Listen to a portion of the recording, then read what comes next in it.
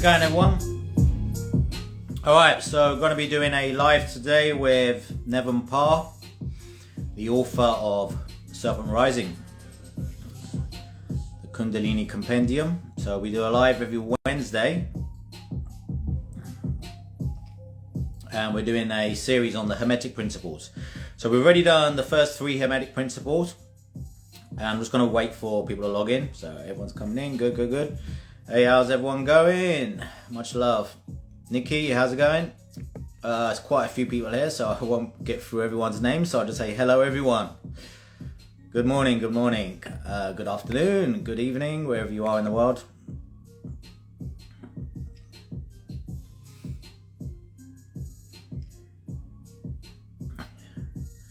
Hey, Dracaro, Sabish, Saab, how's it going? How do you know if the Kundalini has already awakened? Well, you would have had the experience. There's a very profound experience. There's no mistaking Kundalini awakening. When it happens, you literally leave this dimension. Your mind is no longer in this body. So when you have that experience, it's not, you know. So there's no mistake about it.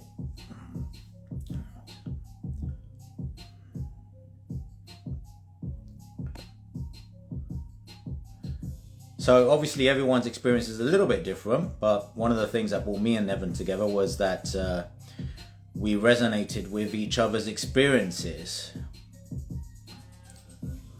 And although they are different, there are a lot of similarities.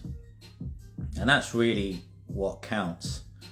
So, you know, everyone's experience will be different to some extent, but everyone, you know, as a human being, your light body, the system behind everything, you know, on the exterior we all look different, but the system, the light body system, the chakra system is all the same. The polarity system, actually we're speaking about polarity today, it's all the same in every human being. So the experiences may differ a little bit, which is expected, especially the way people explain them, because you're trying to explain what is pretty much unexplainable. But we try. Hey, how's everyone doing? Much love.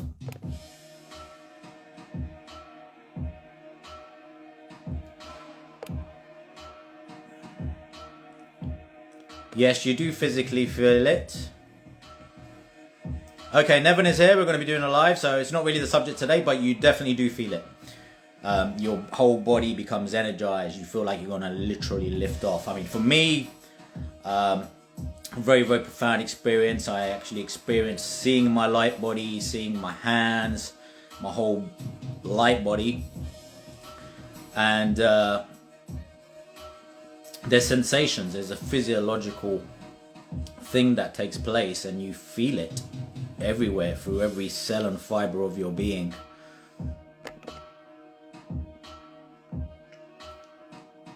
Alright, Neven is here. Let me get him in. Let me get him in. Alright, so I'm doing a live today with Neven. So Hermetic principle number 4, polarity.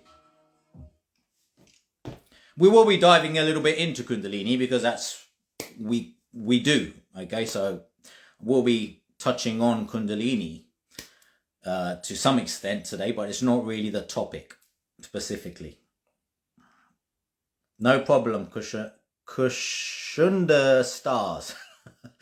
Sorry if I pronounced that wrong. Let me invite Neven in. I'm waiting for him to... Let's do that.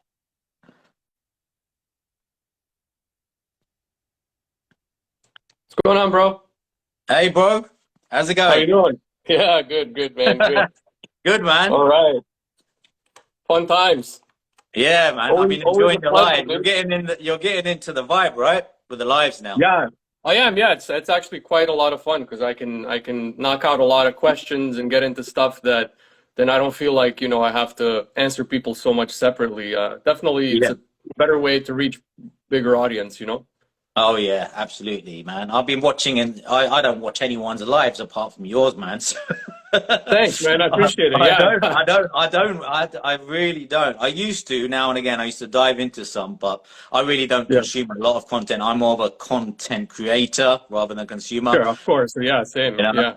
Yeah. But yours, I dive in, man, because whenever I I can see catch that. them, I appreciate it. Thank and you. if I miss That's them, I awesome, watch man. them afterwards. Yeah, man, because it's just full of there's a wealth of information and wisdom, you know.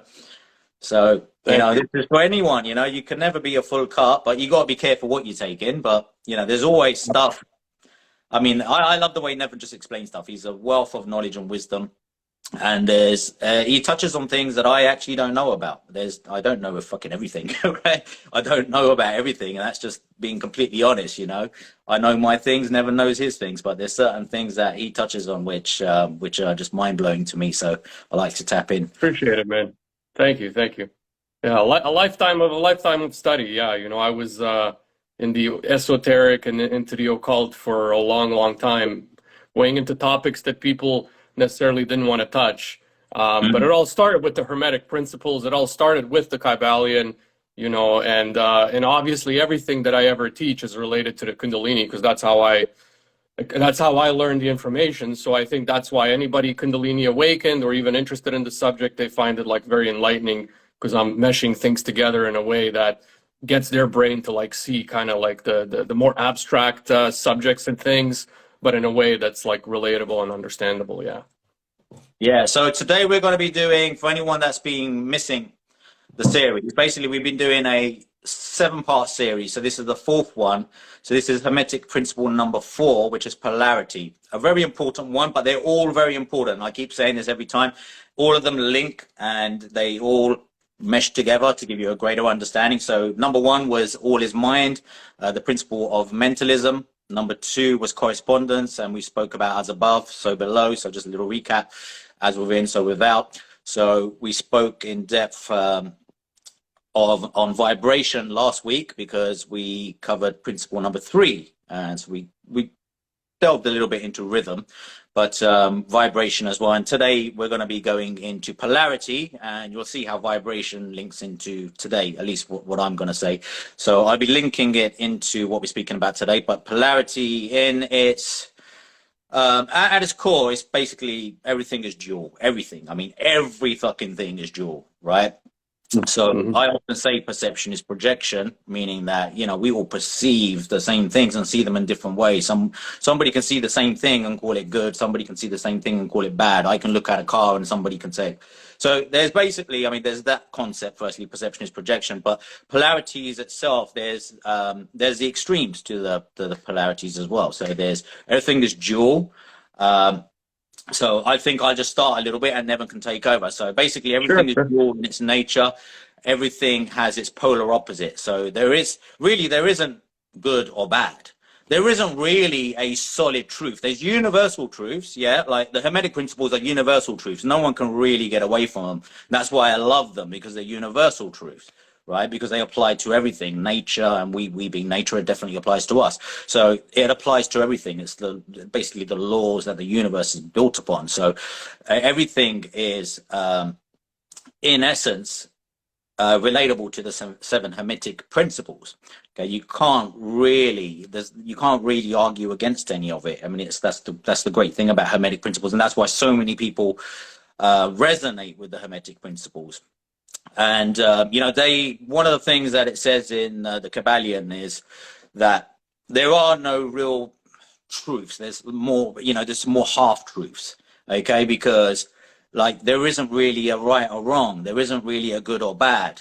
So there's always the poles. I mean, I'll give you this metaphor just to start with, because I always like to speak in metaphors. If anybody doesn't know me or heard me speak before, I use a lot of metaphors purely because it's layman's terms. Everyone can understand fucking metaphors. It's not rocket science, and I don't like it when things are too complicated. My mind don't work that way. I like to make things simple, keep it simple, stupid, right? It's just easy for me to understand. It's easy for everybody else to understand. So let's take water, for example. Now, water in itself is a substance. But water can be hot or cold.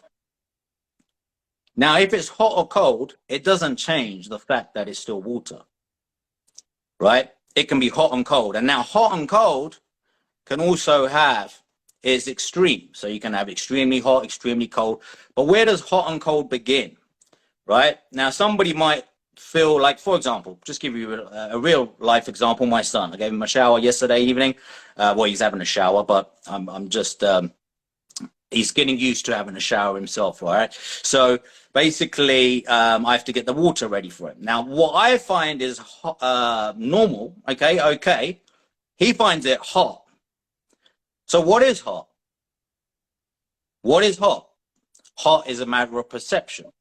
Okay, so even temperature is, so everything has its varying degrees. Okay, so water in itself is the substance, but the temperature itself, not only in water, like hot and cold temperature. What is temperature really? What you feel is cold or hot, you know, generally is a matter of perception. You know, how are you seeing it? So, you know, many of us will agree, you know, certain temperatures are colder than others and certain temperatures are warmer than others, but it's still temperature. It's still temperature. So it's, so water in itself is the substance, but it has those polarities. Okay, this goes on with everything, right? As human beings, we had negative and positive emotions, negative, positive thoughts. Really, we're just labeling everything because everything is a mental construct. All is mind, remember. Number one, the law of mentalism, right? So principle number one, all is mind firstly. So because everything is mind, we're understanding reality, and therefore we are labeling everything good, bad, dark, light, right, wrong. Okay, so we are labeling everything. Without the labels, it just is. Okay, it's just differing degrees of something. Okay, there is no labels. Okay, so I'll just start off with that and I'll pass the baton. Yeah, thank you. Well, yeah, I mean, so duality, like you said, everything is dual. Everything has its opposite. Everything has a positive and a negative. Everything, you know, because that's how the entire universe was formed. You have the white light projecting into the darkness of space, creating forms.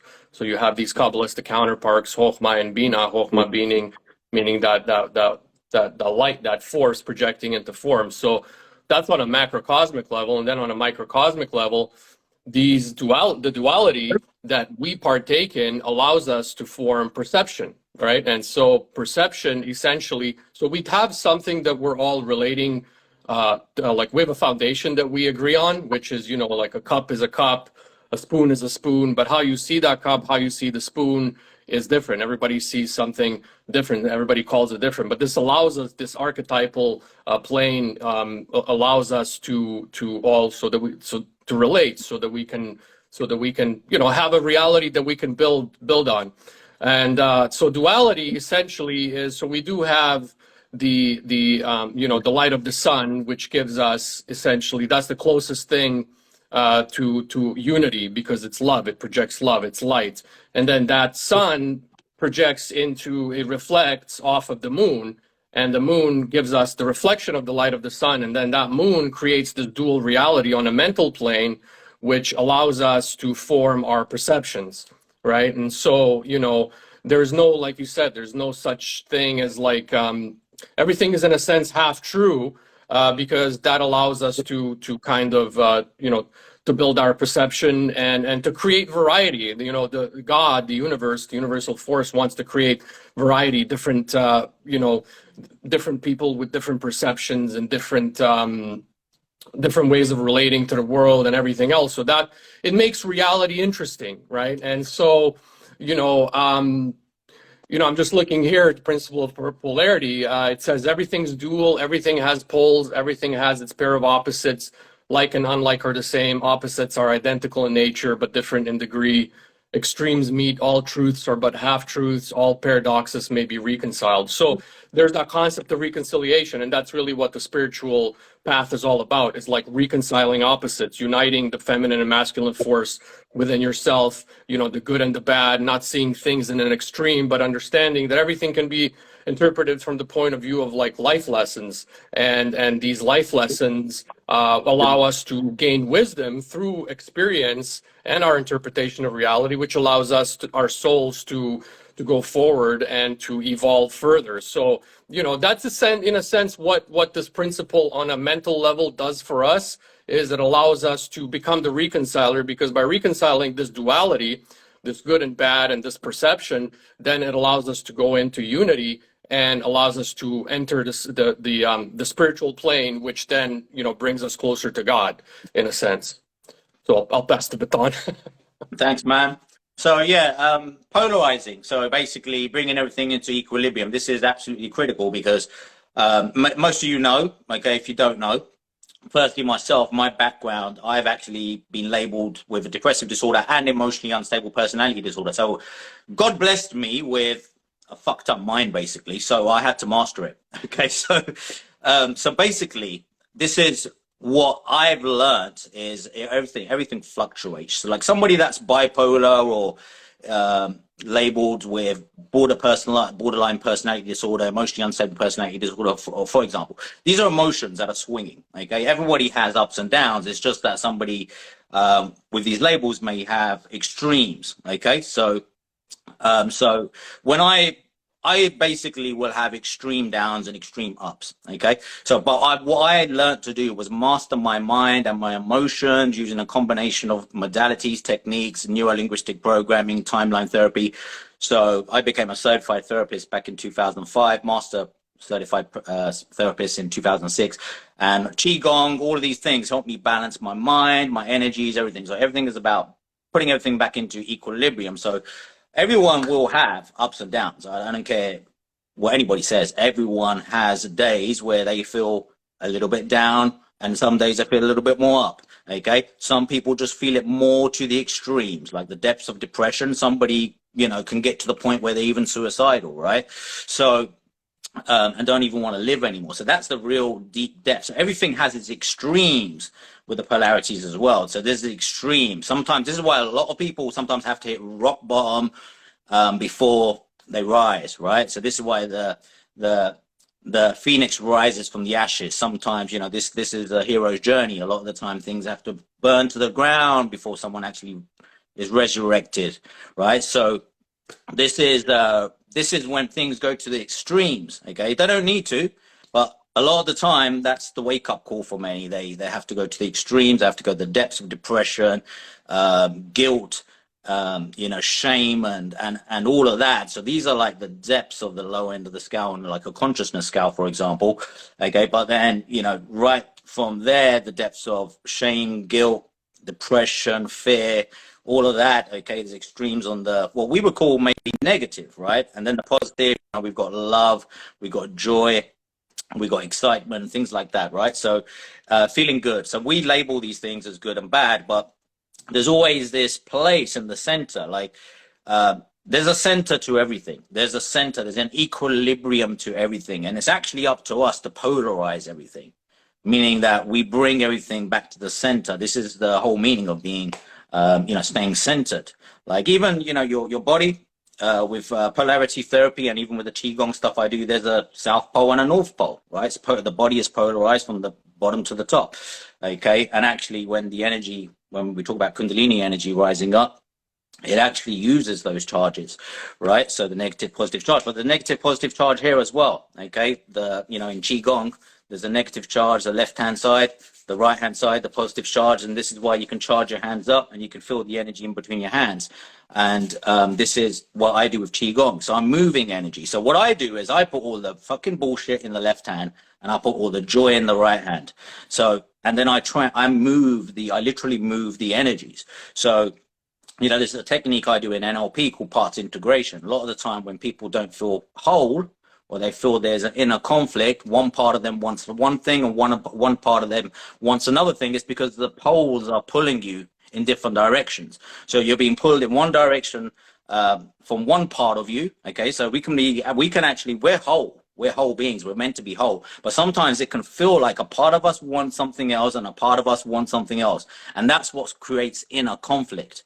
Okay, and that needs to be resolved, because that's like an internal battle that's always going on. Otherwise, until you resolve that battle, you know, you got to bring it to you got to be the mediator. Basically, you got to be the mediator. You got to be the one that's in control of that, because it's your energies, it's your mind. So no one else can control it for you. You have to do it yourself.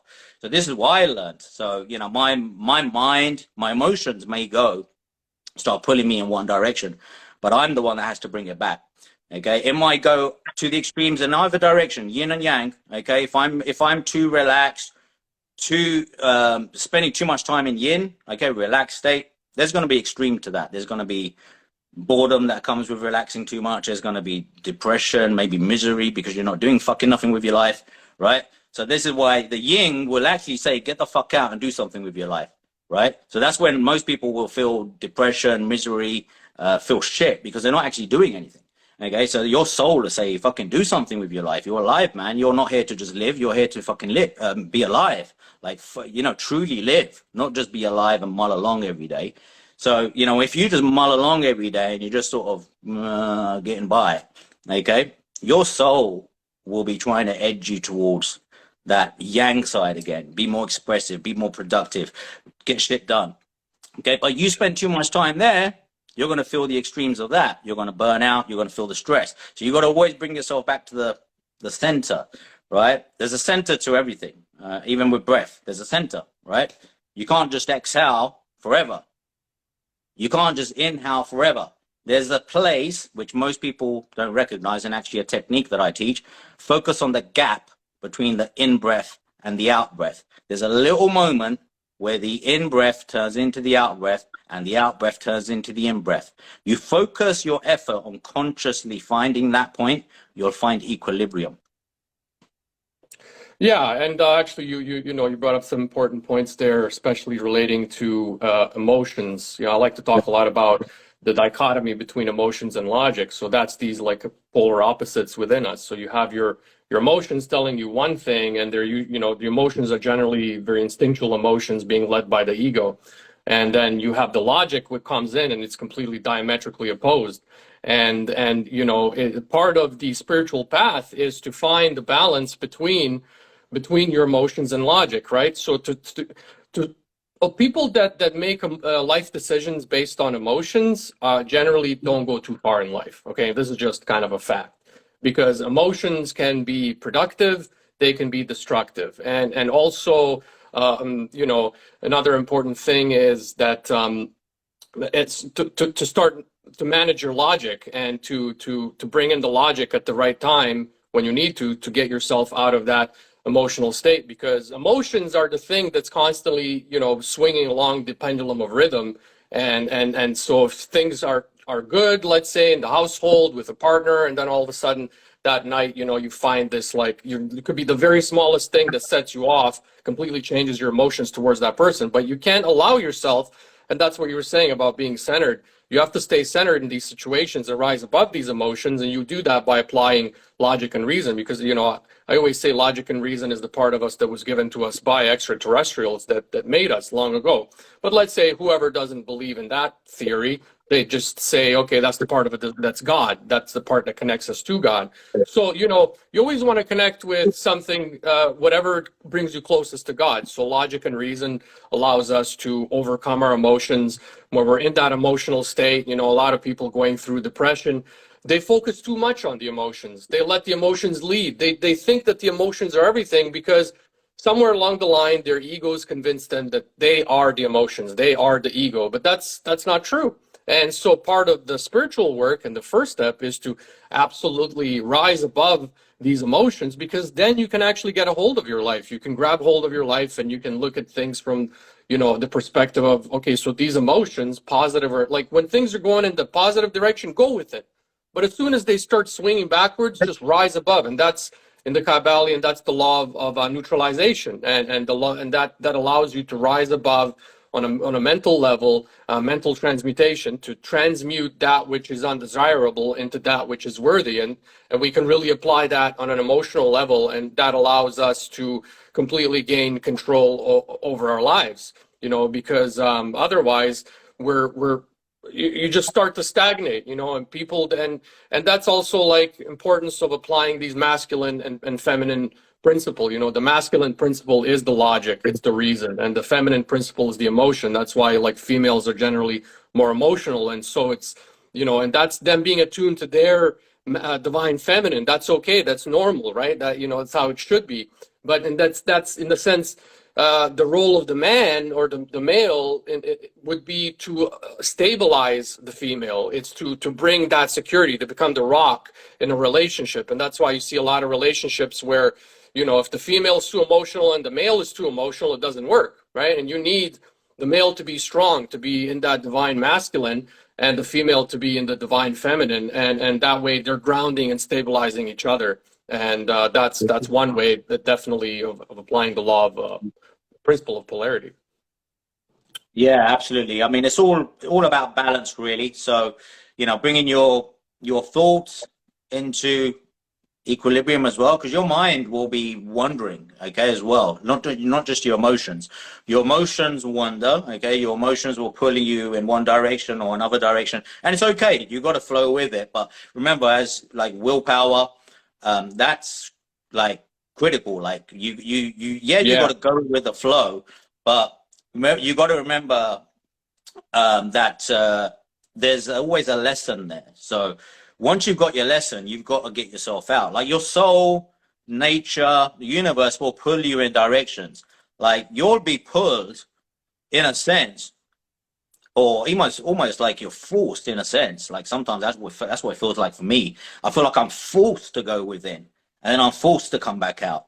So it's not you just go within. Like you got to go in and back out. Like you go within, get your insights, get your intuition, get your inspiration, right? Get inspired, get that intuition. That comes from within. Okay, that's why it's called intuition, because you're taught from within, from your higher self and God. Okay, so that's how I talk with God. I go within, I listen. Okay, you just got to listen. You won't hear it with your own. It's not your own thoughts, because if it's your own thoughts, it's your own thoughts.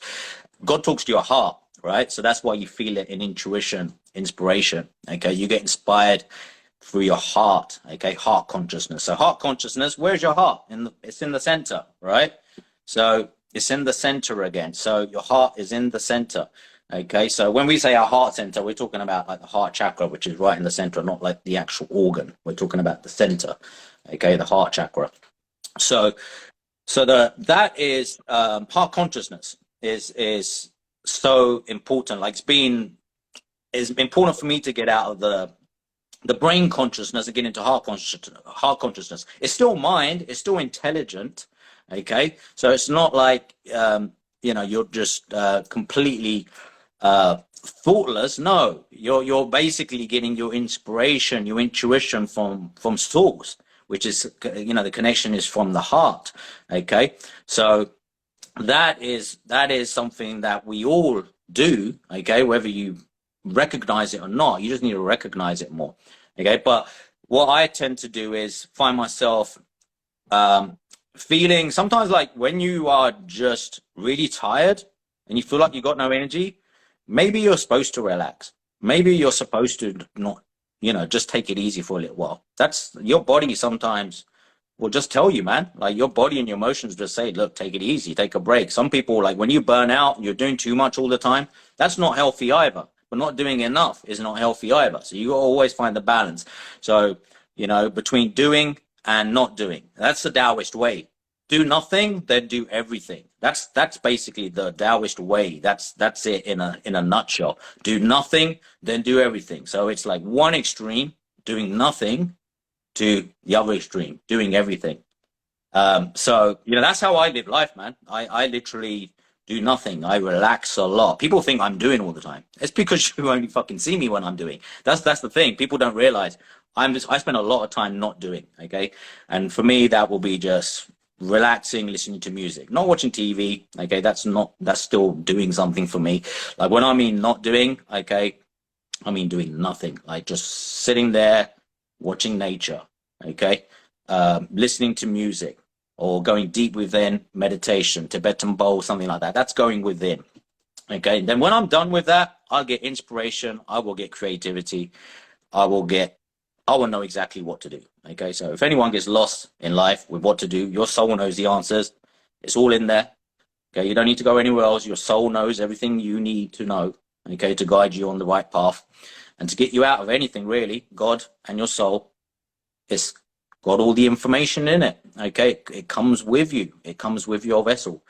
Okay, so you just got to remember how to pull it out so you can put it to use. Do something with it. So do nothing, get the information. And when you got the information, do everything with it. Yeah, and the application of your willpower is very essential to the whole thing, right? That's what most people. This is the part where most people lack, and that's how you overcome the duality of the duality of the logic and the emotions. The emotions going one way, logic and reason saying another. And people need to learn to apply the willpower. That's the hard part. That's the hardest part of the game, really, is because that's how you become the co-creator with the creator, is when you can go inwards, and when your willpower can be stronger than your emotions. That's when you can gain actual control over your life. Because most people's emotions, like I said, 70-80% of people, the average person's emotions absolutely lead their life. And this is where we get into kind of, the use of recreational drugs, the use of alcohol, these things. And yes, there's a lot of value, let's say, to plant medicines, and people really like to get into that. But then I tell them, I'm like, okay, but how often do you do it? Because what happens is, let's say, even if you're smoking cannabis, it's like, you are naturally attuning to the water element, the air element, the water element. Your fire element is absolutely being diffused by cannabis. All right. So that's why people that smoke every day, it's not a coincidence. Most of them end up doing construction for the rest of their lives. They don't finish their studies. They don't finish their schooling. Their relationships fall apart. They're just too emotional, especially the guys. They're way too emotional. They can't take reality, to tap into that divine masculine the way that they should, so that they can be that rock, be Dwayne Johnson, be the rock, and you be that for for the female, but be that for yourself, be that for society, be that hero. To be the hero, you really need the willpower element, and that's the fire element. And so, plant medicines, let's say cannabis, the most common one, right? Anything that's every day, anytime you're drinking every day, anytime you're doing anything that's taking you out of your own natural element, where you can build this stuff naturally, and you do that every day, then you are going to you're going to see the result in your life. Your life is not going to be where it is. Like, your relationships won't be where they are. You'll have problems with your partner. You'll have problems with family members, with friends, and it's really important for people to tap into their inner source, their divine masculine for the males, and the divine feminine for the females, and to be able to, when you find a partner, find someone that complements you. Don't find somebody that is, if you're emotional, you find somebody else that's emotional, and you get into some sadomasochistic relationship thinking that's the answer. It's not. The actual answer, the true happiness, the real romantic love that can build from that is going to come when you find a person that is your opposites, and that's what soulmates are, right? People get into like twin flames and all of that, and I don't like to go with those concepts. I like to stick to soulmates. Me neither, man. Yeah. You want to talk about that? Let's get into that. I'm not into that concept at all. No. Me neither, man. It's never gelled with me, that whole twin flames thing. I think the whole thing I get the question a lot, but I just I get it a lot too. Yeah, I think the whole concept that on a planet of 7.7 billion people, that there is like your opposite, like you're in the movie Unbreakable and you're like Samuel Jackson looking for Bruce Willis. That concept is ridiculous. God's got better things to do than to give you your opposite on the other side of the planet, and now you got to go and find that opposite. Because they're your polar, because you're not just where it comes from. It comes from the whole concept of I'm not whole, I need you. It comes from like scarcity. It comes from like you're already coming from a divided mindset, and you're creating that on the mental plane, and that's taking away, siphoning your spiritual force. And just it just doesn't work. It doesn't apply. It doesn't work. But if you take the idea, okay, there's not just one person for you. There's many people. There's soulmates. Their compatibility is super important. You find someone and you have these soul contracts. You may learn from that person, and then, you might find the next person. You'll fall in love. You can be loved 20, 30 times, 50 times in your life. It's normal. You'll keep growing. If you look at it from that viewpoint, then all of a sudden, you're when you break up with the person, you're not going to be like devastated, like, because that was your only person, like God made them just for you. It comes from this egoic mindset. And I don't, people give me their reasoning and this and that, and I've actually looked into it and researched it. And sure, maybe mainstream thinking has kind of diluted the concept a little bit. The idea of the twin flame is maybe more so like you find someone that's going to bring out your worst, and then that worst will help you grow. But then it still continues saying, yeah, but you'll be tied to that person forever. And I'm like, why? Why do you want to think like that? What, you know, like you're whole, you're a complete person, you know, and if you don't think that you're a complete person, then you won't be a complete person. It's all reality is what you think about, you know, it's on the mental plane, you know. And so just from a real spiritual viewpoint, somebody that's evolved, it makes no sense, you know, and I'm glad that that you agree with that. Yeah, no, it doesn't. It's never gelled with me because the whole idea that one person is not complete without another, it's nonsense. You know, everyone is whole. Nonsense. As somebody It's said there, it nonsense. sounds like I'm lonely. Like Yeah, I'm in love with my wife. I'm with my wife. You know, I give her everything. I give her my love. I give her my devotion, my everything. I'm far from lonely there, whoever yeah. that was. You know, it's And just because I hear people say to me all the time, like, and it does more damage than good, really. And that's what I it fucking does hate way about the more whole damage than concept. good. Way more Because damage than good. people are waiting for this someone to like have joy or happiness and they don't know who it is or whatever, you know. It's just creating nonsense. It's just not it's not It's good. It's nonsense. not good for It doesn't feel anyone. good. It doesn't feel, yeah, it's like, why would you want to think that A, you're not whole? Why would you want to think that if you break up with that person, your life's over because they're the only one for you? Why would you want to think that? What doesn't that like tell people right away this is a dumb mindset to just it's life is about mindsets, folks. Like if you get into a mindset, a positive mindset from the start, and you say anything that happens to you is a life lesson, you're gonna move on, you're being held and cradled by the infinite mind of the all, as the Kybalion said. If you come in with that mindset, nothing that happens except some horrible tragic things like murder, rape, or whatever, you know, but these are doesn't happen often, but nothing normal that happens every day is going to be able to affect you, and you'll be able to move on and grow and have partners and fall in love and fall out of love and fall in love again. But if you come in, you're like, I got to find out one person, it's 7.7 billion people, folks. Like, you're not in a village. If you're in a village and there's 20 people and like one of those 20 people, sure, maybe one's made for you. But even that still comes down to viewpoint and mindset, you know. But to think that out of 7.7 billion people stretched out across this giant ass planet of ours, and one person is for you because, and what, you know, a big part of this like twin flame thing is also they bring out your worst. How the hell is that a good relationship? They bring out your worst. I've had Yeah. relationships where the person brought out my worst. I wanted to kill this person. I couldn't wait to get rid of her. And once I did, my life was so good. But for a while, I actually believed that, like, she's for me. She brings out my worst. She must be my soulmate. It's nonsense. Once I got rid of her and I learned, like, the actual, like, to get away from people that bring out your worst, okay, you can grow on your own. You don't need a person to bring out your worst, you know. Exactly. And you know, I'm sorry if like I'm fired up about this because just the other day people were commenting on this, and No, I get there's it all always the time. And yeah, for and me, there's I mean, it's attachment in a sense. And of attachment is the course root it's of the pure suffering. attachment. It's attachment, man. And when you're attached to the whole idea, that's where it all starts. Like, I mean, don't get me wrong. I mean, there is a partner, okay, and the partner Of can course, find, you know, there's a partner, you know, not necessarily for everyone, okay. There's some people I don't believe need to have anyone. They're completely fine. But look, if it happens, it happens. God, it's all divine, right? There's all a divine synchronicity to everything. Yes. So me and my wife, without a doubt, we're meant to be together, okay. And you know, people ask me all the time, "Are you the same? Is she like you?" I mean, actually, there are similarities, but in a sense, we're very, very different. You know, we're very different, but that's what makes it work because we both are different. You know, we are polar opposites. Polar opposites attract in a sense, right? So, but then we meet in the middle because we have similar hearts. Our heart is the same. Okay, that's it. our, That's our it. heart is the same. Okay, and we're both very loving, kind people. And that's where we're exactly the same. Our heart is exactly the same. Our minds are completely different. Yeah. And also, like, here's like this is what I always say. I'm like, all right, so like generally these people that believe this twin flame thing, they're usually in their early 20s, all right?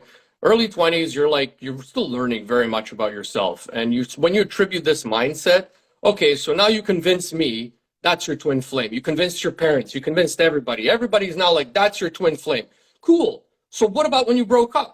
So now we're going to be reconvinced that that wasn't your twin flame. Now you're going to go find another twin flame. All right, what about after 2, 3 people in your life?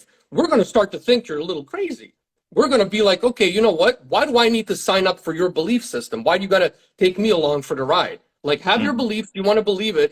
But a lot of these people, it's kind of like people that argue flat earth with me. I'll give them like the most logical reasons, like flat earth. Why is the earth not flat? Go look at the moon. Look at the reflection on the moon. Is that a curve or is it a disc? End of story. That's the end of the story. It ends there. That's called checkmate. But people, some people, logic, reason, facts don't matter to them. What matters is their emotional relationship with a given subject. So you tell a flat earther this, right away it's like they just don't want to accept it. And I'm like, so I don't even get into certain topics. And I think I'm going to stop getting into Man. too. This stuff didn't exist when I was growing up and no, it's like the past 10 years. It's like when everything else. Years, all this nonsense has showed up about the twin flames, the flat Earth theories, and 500 genders, 10,000 and then genders. it's like Chinese whisper. People read it, they consume the content, and they regurgitate the shit, and it turns into bigger bullshit. And the more you regurgitate bullshit, it just turns into bigger bullshit. That's basically what's going on. It's just a whole lot of like, I always tell people, I'm like, you want to know what the truth is? Let's get back to polarity. Well, we are in a sense talking about polarities, but let's go back to polarity. So I was trying to bring it back in. I was trying to rein it back in with the whole concept of the twin flame and the polarizing the polar opposites, me and my wife. So but even gender, right? But even gender, like we're talking about gender, there's more than one gender. What do you think of that, Kambo? Right. So should we save that for the next one? Gender is number 7. That's a whole subject in itself. So I'm anxious to get into it now. Okay, no, sorry. Go ahead. Yeah, so, that's a whole subject in itself, the gender. So polarities, we've already been discussing polarities. Obviously, everything is dual in nature. So let me go a little bit further myself, all right? So I always like to use metaphors, okay? Because metaphors, everyone can fucking get. They're easier to understand and they're easier to apply, okay? Everything is actually metaphorical. When you learn to see the way the divine intelligence has laced truth throughout this illusion, you'll see it's all in metaphors and symbols and, as even Neven often says, right? So metaphors are fucking everywhere, like the superhero metaphors, the yin-yang concept, right? The Idonadi, Pingala Nadi, that as well. That is Idonadi, Pingala Nadi, the opposites, right? The Sushumna channel in the center is where it all comes into equilibrium. Right, that's for the Kundalini awakening, right? So the Idonadi in a sense is the divine feminine aspect, the Pingala Nadi, the divine masculine aspect. That they're channels, okay, for energy, okay, the divine feminine, divine masculine energy. But they have to do this dance, right? There's this dance for that energy to awaken, and so yin and yang is always dancing. Yin and yang, the dark and the light is always dancing. You see this with the yin yang symbol, right? The yin yang symbol, if everyone knows the yin yang symbol, man, it's so popular. Okay, if you don't, just look up yin yang, right? But basically, it looks like 2 fish. Okay, so it's like a white fish with a black eye and a black fish with a white eye. Now think of it like this, right? So there is really no. It's the idea that of dark and light, the mental construct, dark, light, right? Black, white, good, bad, that exists, right? So this is labels. So now to diffuse this, okay, just understand this, right? If you're in the light, you've got to, if you're in the light, you can basically see through darkness, okay? So that's the white fish with the black eye, okay? Now, if you're in the darkness, you can conceive the light. That's why the black fish has the white eye. So that's a metaphor, right? So a lot of people say you got to go through the darkness to recognize the light. I believe that to be true, because if you only knew what was light, what was good, you would never really know anything else. So you need to recognize it in this realm here, this realm of duality. You need to recognize what's good. Absolutely. Okay. So it's not like bad is good. No. Okay. There is bad in this world. Like killing people is fucking bad, right? There is some bad. There's some bad shit. Like there's stuff that we can all agree is bad, okay? But there's some stuff that it's a matter of perception. Right? There's universal stuff that all of us can agree, like killing people for no reason whatsoever, fucking bad, right? Okay, killing yourself, fucking bad, right? Harming yourself, fucking bad. Harming anyone else, not good. Okay, harming animals, some people will say it's okay. Some people will say no, it's not good, right? Cutting down trees, okay? Some people are totally against it, right? Some people are okay, it has to be done, right? So this is now becoming a matter of perception. But there is definitely, without a doubt, there's bad, okay? But bad people, good people, I get this all the time.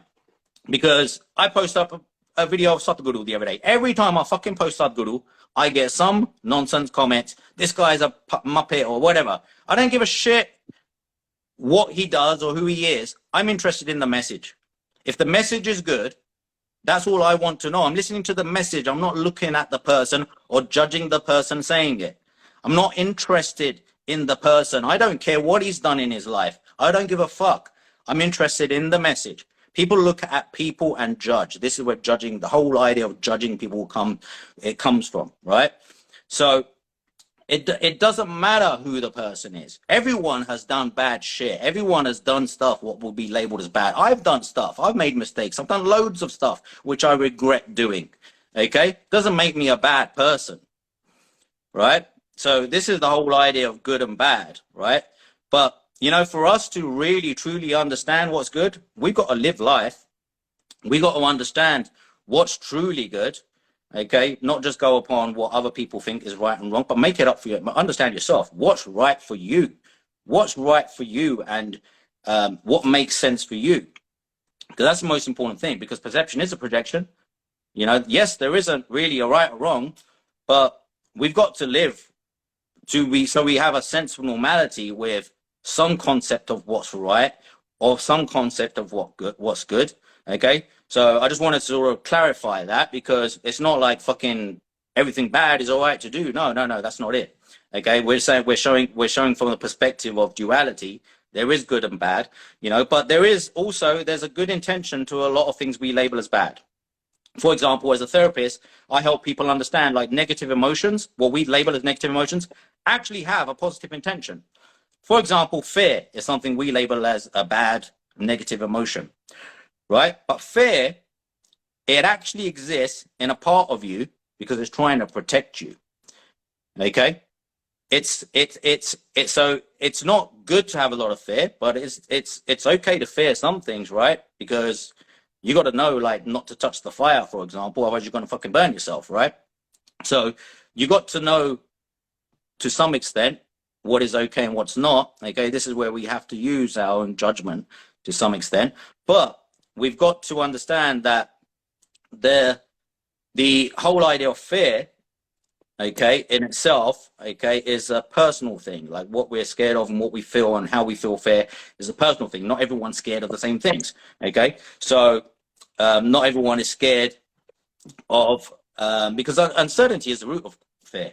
Uncertainty. I've said this before. Uncertainty. Not knowing what's going to happen next. Not knowing. Okay. And I know Neven says like the fear of death is the root as well. Okay?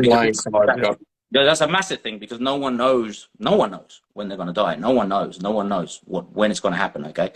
But it's the number one root cause. You know, that's where fear stems from, in a sense. Okay. But there's many forms of fear. But fear in itself is not really bad. Okay. Because if you understand fear and doubt, there actually is a positive intention behind it. If you drill down to the source of why you're actually scared of something or why you have the fear, you'll find out that there's some kind of positive intention behind it. I actually do this with neuro-linguistic programming. Okay, so there is a positive intention to things if you look deep enough. Right. So sometimes, like, there's blessings in disguise. Like, my dad died when I was 7 years old. Some people think that's bad, but I see the good in it. I see the blessing in, because of what happened, because I wouldn't have had the pain and the suffering that motivated me to become the person I am today, because it happened when I was 7 years old, but it motivated me. It fired me up to become a successful businessman early in my life, because I wanted to support my mother. So that was a good thing I turned into a bad thing. So you can actually transmute this stuff. You can basically turn it around. You can turn your fear and anger into motivation, for example. Yeah, and actually, what I was going to say is how we can really weigh what's good and bad. Is it's all about spiritual evolution, right? So, you know, if you recognize God in everyone, right, then you wish that person well because that's God, that's you. That's a reflection of you. That's literally you, right? Everyone, every living thing, every inanimate object, every animated object, every organic thing.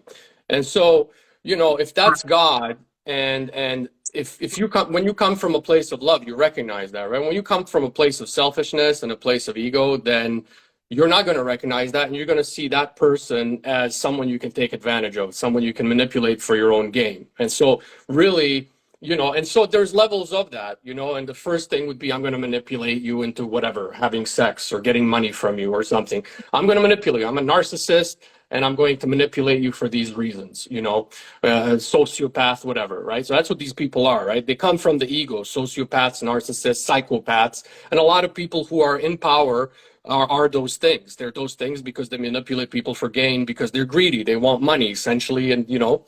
But if you come from a point of view of love, it come from a point of view, you're God, and, you know, then that is a good act. That's what the act of love is. And that act doesn't carry karmic consequences. That act allows you to spiritually evolve further. And that's really important to look at it like that. So how do we measure what's good and bad? You got to ask yourself in every moment, does my action, even my thought, does my thought further only my existence and give me something that I want, that my ego wants, or by taking away from someone else, or does it give back? You know, you can give to yourself. There's nothing wrong with having an ego. You can give to yourself, you know, but also if that thing that you give to yourself also gives to other people and you know, furthers their evolution and furthers the love energy in their hearts, then that's a good act. You know, and then there's the extremes of that. The extremes of that being murder, that one's obvious. The extremes of that being rape, that one's obvious. You know, kidnapping, whatever. These are horrible things, but people do venture into these extremes as well. And so that completely also relates to kind of the polarity of, you know, in a sense, the essence of existence. And that's how we weigh the good and bad. That's how we can know what's good, what's bad. As far as God's concerned, you know, God's not judging us. God's not sitting here and judging us. And if you're good, you're going to go to heaven. If you're not good, you're going to go to hell. That doesn't work like that.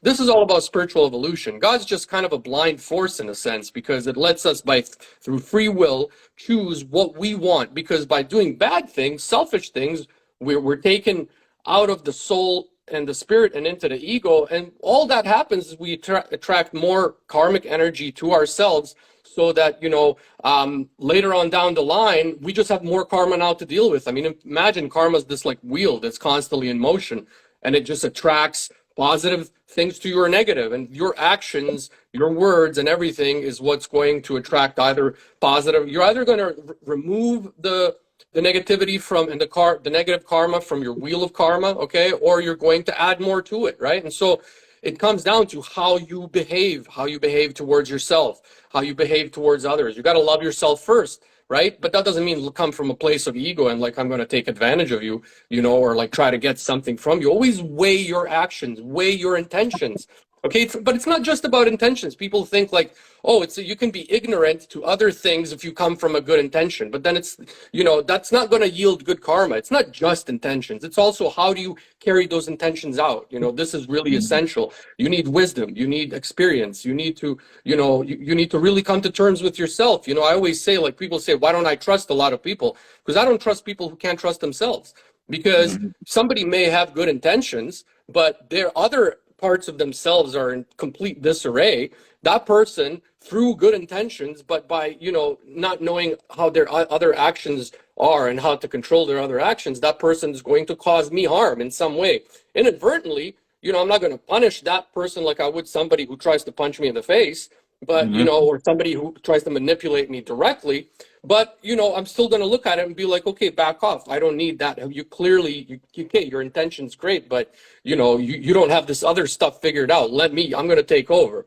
You know, it's only highly evolved people that I would say I truly trust and trust their intentions, because I know that they have all this stuff figured out. Otherwise, they wouldn't be where they are. Like, they wouldn't be highly evolved, you know. And this is kind of how we can, people always ask, like, how can you know when something's good, when something's bad? Well, that's how you look at it. Step back and be like, does this action serve me, or does it serve other people?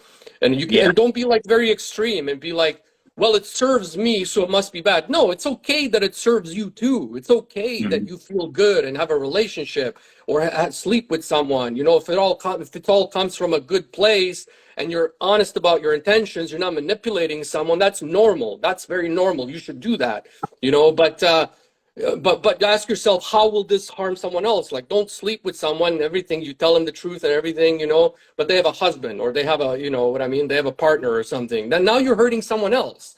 So you got to look at the whole chain of causes and effects. And that's what the Kabbalion laws are about, to kind of like, okay, how will this action affect not just me and this person? How will it affect other people around them? How will it affect other people around me? Because if you're hurting anyone, inadvertently or not, you're causing negative karma to yourself. And now you instead of going upwards in vibration of consciousness, you just lowered yourself. And now you got to go back up again, you know? Yeah. So, you know, you always, I done a post on this the other day, like descending and ascending. So, you know, you got the negative emotions, or the lower vibrational states really that pull you down. And then you got the higher vibrational ones that pull you up. And it's up to us. You know, we're the witness, the observers of all that is. Like, we're the perceivers. So we are the ones witnessing, observing our thoughts, our feelings. Nobody else can do it for you. This is why you have to be that eye of the hurricane, as I say. There's always a storm going on out there. Okay. But even internally, in your mind, sometimes there's a shitstorm floating around, right? So there's thoughts flying around that you don't want. There's feelings that you don't want, okay? But you got to be the eye of the storm so that you can actually witness it and observe it from a centered space, from a centered place, and see the bigger picture. Like, as Neven was saying, like, it's not only about yourself, but others as well. Like, you know, we're all in this together. So everything has to be selfless in a sense, right? So selfless service is what selfless service is about. Selfless service to mankind, unconditional love, is about doing things which are good not only for you but for others too. Okay, and this is why, like, personal development, spiritual development, physical, mental, spiritual development for anyone is only ever a good thing, because it's good for you. And if it's good for you, you're going to be a person of more value. You're going to be a person with more self-worth. If you're a person with more self-worth, you are more valuable to not only you, your family, your children, whoever you work for, your business, your clients. The better I am, the more I invest in myself and my self-worth, my self-value. I raise my value as a person. So I'm worth more. Okay, not in terms of money, but yes, it is reflected in money, because in a sense, because if you're in business, yeah, because people pay for your time, whatever, right? So people for coaching and stuff, they pay for my time because I'm valuable. But I've got to build value in me. Okay, but you are in total, you have total responsibility for self-worth and building the value in yourself. But as you have value in yourself, you become valuable for everyone around you as well, and everything around you as well. So that's impacting things in a good way. So it's not really selfish. Okay, don't think it's selfish to love yourself or focus on yourself, because it's that which, like, if I don't love myself, I can't really truly love anyone else. Like, truly, like, if when I was in the depth of depression, I couldn't even love myself. How am I in a position to love other people? Okay. I can, but, you know, not to the extent I can when I'm truly involved in the practice of self-love, self-development, because then you can express love on a completely different level. If I'm in a good place, my wife is much more likely to be in a better place. My kids are much more likely to be in a better place. That's what impacts everyone. Yeah, and I was going to say, you know, people really need to understand the concept of loving yourself. There's absolutely nothing selfish about it. In fact, if you don't love yourself, properly, and you don't value yourself, and you don't give to yourself, but like yourself, your soul, your spirit, you know, give yourself value. If you don't do that, then other people, like vibrationally, you're sending that out. And people always do this, right? They come from this, they don't like themselves, they don't like what happened to their lives, they don't like, you know, they settled in life or whatever the case may be, and they're unhappy. And, you know, it all comes from they never gave themselves enough value. And, you know, and when they do that, they're, you know, their whole life in a sense is going to, they won't find that happiness. And so it's really important for people to absolutely love themselves and give themselves that value, because if they don't love themselves correctly, then other people are not going to be able to love them, because they're going to be throwing off those vibrations, and they're going to come from a place of need constantly. You got to come from a wholeness. And this is why, you know, I don't want to get into it again, the twin flame thing, but you know, you got to always come from a wholeness. You have to come from a wholeness always. If you don't, we energetically pick that up from one another. We pick that up from one another, and you know, we notice a void energetically, and then we kind of like, it even triggers other people's egos to think like, okay, what can I get out of you? I mean, the only way you're going to maintain a perfect soul-to-soul connection with someone is to come from a place of wholeness. If you come from a place of need, want, or something lacking, you're not lacking. You're never lacking. Your soul is whole. You know, you don't need a twin anything. You're whole. The idea is to connect. The idea is to transcend the mental plane, so into the spiritual plane, which is beyond duality, so you can feel that wholeness. You know, and you do that through whatever activities do that for you. But you know that. But you have to love yourself first of all, right? Because love is something we give to ourselves on a mental level, right? On a mental plane level and an emotional level, right? But we're always trying to rise up into that spiritual plane beyond that duality, you know, and so. It's really important for people to understand and to integrate that and to feel confident. Like that's where confidence comes from. You know, people say like to me, like I'm cocky or I'm egotistical. And like that doesn't touch me. That doesn't, like the whole egotistical, like, yeah, I have an ego. You have an ego. We all have an ego. We're going to have an ego. It's how you use that ego. If you look at my work, what am I doing? How am I helping people? You know what I'm saying? Like, yeah, I sell books.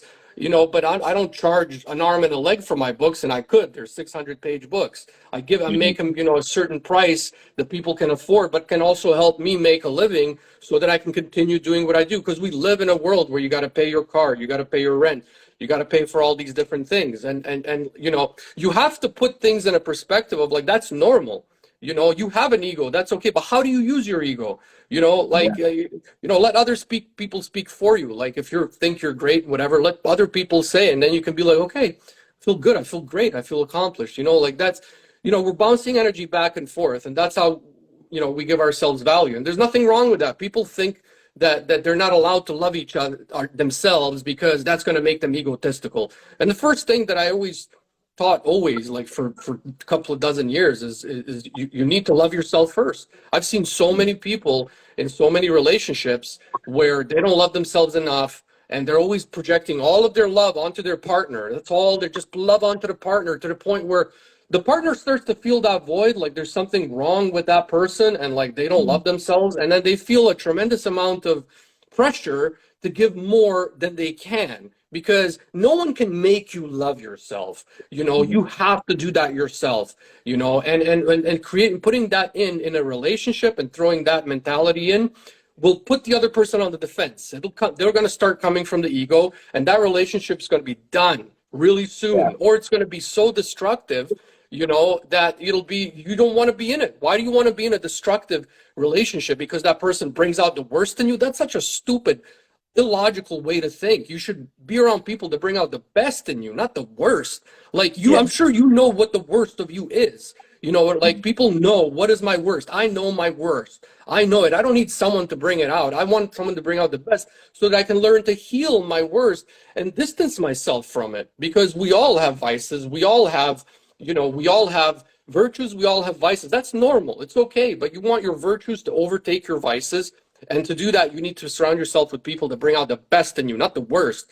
You know, that's another, again, sorry, I seem to be on this twin flame thing. That's that mentality I read, you know, like it's a good thing, you know, and it's like, yeah, I'm passionate about it. I'm passionate about anything that people are doing that I can see the end game, and it's like not a good end game for them, you know. And I'm passionate about that because I can see into the future in that sense, you know. Not because I'm like, sure, I'm, you know, partly psychic too, but it's because I studied astrology, I studied all these different things, and I can tell, I can understand energy before it manifests. And you know, when somebody comes from a good place and love themselves, and they have a partner, and that partner is like caviar, they're just like, they're the extra thing in their life to bring out their very best. It's like Scarface says, you know, like, you know, I can go to the top, but I need you. I need that, you know what I mean? But Yeah. because you need that, right? Like, you need someone to bring out your best, Oh, right? Even though, absolutely.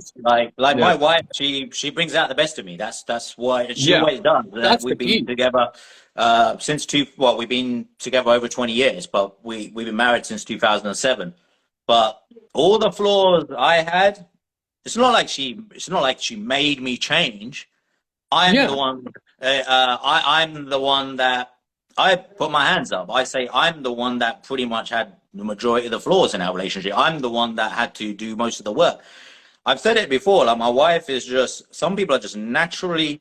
They're fucking like spiritual when they don't even know it. Like they're walking the spiritual path because they just come from love, compassion, kindness naturally. They're already yeah, living like Jesus taught, Buddha taught, right? They're not even. They didn't even have to learn it. They just, it's in their soul, it's in their DNA. My mother's like that, my sister's like that, right?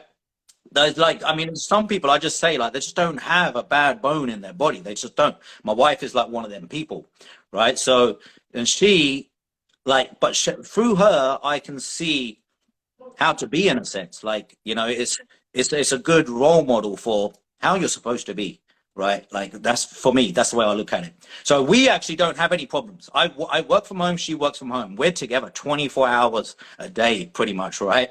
People think like yeah, we yeah, must be same here. arguing all the time or disagreeing. We never fucking argue, never argue. The only time we used to argue was when I used to do stupid shit, like I used to drink alcohol, do drugs, or not come home early, or you know, do stupid shit, right? So it was only then, okay. Ever since I stopped with the nonsense habits, we never have any problems because all my habits are good. Like we're creatures of habit. Like whatever habits we have, that's what creates us. And if your habits are good and your partner's habits are good, there's going to be no problems because there shouldn't be. That's how you find that true love, that equilibrium. Because if you've got that kind of love for yourself, where you have worked on yourself, where you only have good, you know, you just get. It's okay to have bad habits. I've had many bad habits, right? But I've overcome them. I used to smoke. I used to drink. I used to do drugs. Name it, right? Ecstasy, cocaine, pill. I've done everything, right? I'm not saying I haven't done anything, but I've learned through doing. I've learned what's right and wrong. Okay, and I've made those judgments myself now. But I've seen people tend to forget. You need to live fucking life to truly understand it. Like I sometimes see people like in their early 20s teaching consciousness and stuff, and I think, look, you just fucking come out with nappies, man. Yeah, You yeah, just that's a come out lot with of that. nappies. You don't understand shit yet. Just because you've Yeah. read a few books and read a few things on the internet, to really get true wisdom, you got to live stuff, man. I mean, that's what. Let me add to that. And there's a lot of that, Kambo. And I think the Yeah. issue is that spirituality has become a fad. It's become Yeah. a thing. It's like, it's almost like the thing that your ego takes and uses to differentiate yourself. And it's cool, right? Because spiritual people are supposed to be like this, and Mm. they wear all white, you know, and they have like they wear those like those Hindu shirts with the white, like Russell Brand. I'm not saying there's nothing wrong with Brand. I like Brand, but a lot of Yeah. people fall into that fad, right? And they walk around and they're vegans, right? And they're like, and they drink only special water, right? And that's Yeah. what they tell. That's what they give you, right? But then they go home and it's fucking just literally the opposite. And it's always, Mm. so people need to be real with themselves. I always say, I'm like, I value more a criminal that is honest about being a criminal because they're I want honest to with read something. themselves and everybody else. What's Yeah, that? carry on. I'm just going to read something because you Yeah, remind me I of value something. more that person. That's why Jesus spent time with criminals, with prostitutes, because they were real about their intention, and like Yeah. they came from a real place. People nowadays, because of social media, they've created a construct, they've created an avatar, you know, and yeah, Brand is funny. I, That's I it. like Brand. They create an avatar, good, and then man. they feed energy. They feed into energy into that avatar. They have a social media self, right? They only post selfies like from here, with the pursed lips, and like that's real. We're supposed to think that that's real, and it's like, whoa, that's a real person. No, it's not. Like that's not what real life is. Like real life is just this. What we're doing, this is real life. Is being expressive, being true to yourself. Like, yeah, I got an ego. I'm cocky. I'm confident. I'm confident as Yeah, fuck. yeah. We can talk And I about want light. other people I to can't get talk that. about dark. I can't talk about light without talking about the darkness. You gotta talk. You gotta bring it together, right? Yeah, that's how Because you learn. That's how you yeah, have that's how we experience. learn. Like most of the experiences that I have learned is through going through darkness. Like that's what a dark empath is, right? So we walk this earth. We've been through shit, man. We've been Let through me do shit, it, and Kambo. we Kambo. teach. What do you think of my what do you think of I I love it, usually man. I have Mercedes Good pal. I have Porsche keys. I have Porsche keys, and I accidentally I'm holding them here because my Porsche is over there. So what do you think? Is that a good social media fake? I'll get probably like 1,000 followers tonight. They're not real Yeah, you people. will, They man. won't be I do real. a They'll be little, I do a avatars. little What short clip of that. I'm gonna do a little reel of you just doing that. well, we gotta have fun with it, right? Like that's how you bring things to light is by having fun and like Yeah, man. poking fun. It's okay to poke fun. But people poke fun at me. I saw one person there was just like smashing me around the whole time, and I'm just like, all right, like some people like Yeah, they get in. I don't understand the mentality. Somebody will join these lives, spend an hour with us, literally to fucking troll us. Like, why? You got I nothing know. better to do? Like, I how used to can you block have them, nothing but better to now I just do? leave them to it because look, if you're getting fun out of it, I'm not gonna take your joy away. It don't fucking harm me in any way, man. Like, Yeah, keep but they carry try on, to, man. right? They Yeah, try yeah. to, and it's Make just keep like, yourself happy, man. Do your nonsense. Like we're okay yeah, with it. yeah. There's Okay, I so wanted to much of read it. this out. But it just reminded me what you were saying. This is from the book, The Opening of the Third Eye by Dr. Douglas Baker. I don't know if I've told you about this book. Basically, this book my dad used to read. My Yeah, yeah. dad passed away when I was 7 years old. This book fell off my bookshelf when I was 13, when I was 14, and when I was 15, I picked it up and I've been reading it since. Really profound, man. It's really good. By Dr. Douglas Baker. My dad wrote on the back, "The truth is high. Higher still is truthful living." Truth is Yeah. high, higher still is truthful living. And he wrote it in Punjabi and he wrote it in English. So I've been living by that. So, but Yeah. here's a little thing which he put. It's actually in the book on page 115.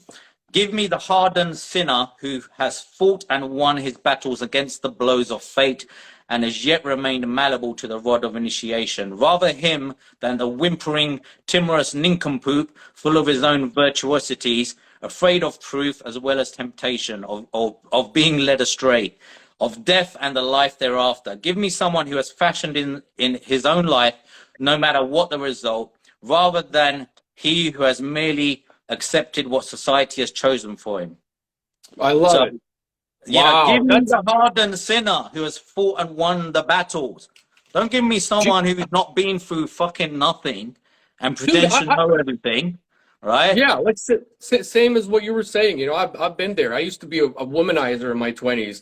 I Yeah, delved in dark side. I did like a lot of magic and stuff, but I invoked demons too. I was never a bad guy, right? Like yeah, nobody can corrupt your soul. If your soul is good, it comes from a good place. Nobody can corrupt it. But like by delving into the dark side, you get to learn from it. You get to evolve.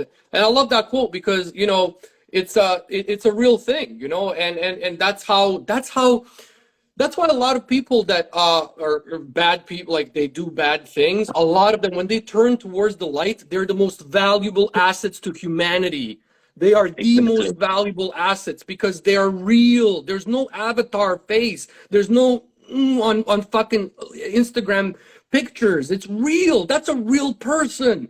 That's the people that make an impact on society. That's what people need to strive towards, especially in this digital media freaking age where people are just all about portraying a face to the world, the personality, the ego, Yeah, so that they can get likes and followers. That's not real, folks. Like, what happiness does that yield? That's not real. Like, be real. If you did something bad, like that's why I say always speak the truth. Number one, most important thing. If you always speak the truth, then you're going to repent because the truth is going to set you free. It's very true. Absolutely, It's yeah. like St. Augustine says, truth is like a lion. When you release it from its cage, it defends itself. And sometimes that truth defends itself against you if you did something bad. But you know what? That's an opportunity for growth. And that's how you really grow. And that's how people respect you, because they see you real. You come from a real place. You're not just putting on a facade. And honestly, man, like I see especially on social media, I see so many people that are really, they got millions of followers, down, whatever. And I see and I know those people can't be like that in real life. That is not real. That is not a real person. And people are selling an idea. People need to get in touch with the realness of who they are, the good and the bad. Unless you did something really fucking bad, like murder, rape, fucking whatever, and that's very few people, right? That's the psychopaths that end up in prison for life, or the electric chair. They got to bring that shit back for those people, frankly. Yeah. But if you just did something bad, like like you slept with a married woman, like okay, like you did something bad, but that there's the karma of that event is going to liberate you. It's going to liberate the person, the couple, because clearly they weren't working. If they were working, that wouldn't have happened, But doing something bad and then hiding it away, then you're just going to create an opportunity for more of that bad stuff. In fact, it's our duty. I always say, it's our duty to be. We have to fight evil, otherwise we become its accomplice. Like if you see somebody doing something bad, you got to call them out on it. That's called tough love. Just because you're going to hurt someone's feelings is not, that doesn't, feelings are not real. We just talked about this, the whole thing. It's like the feelings are just, they're swinging back and forth. They're not real. They're one day they're in the waters of the body. Your body's going to die. What's going to be left with is like the light of the sun, the soul, and that's the key. It's like, people got to be real with themselves, man. That's the message here. Yeah. Oh, so the book, there was a comment there. So it's The Opening of the Third Eye by Dr. Douglas Baker. Now, he's wrote quite a few books. I've read a few of his. This book is fantastic. Even on page 1, it starts off, here are some of the prodigious concepts we must face. Okay, this is the first page. Material world is an illusion, number 1. Number 2, that time can be manipulated, slowed down so that we can live in the eternal now. Number 3, that we have a divine self, a higher nature, the real inner entity and soul, which we cannot even remember, who ignores the petty problems of our personalities. That we, our lower selves, are asleep at best, only partly conscious. We have latent powers within. Okay, so I've been reading this since I was 15 years old. So this book has been in my hand for 30 years, right? So I started working on this stuff at a very young age.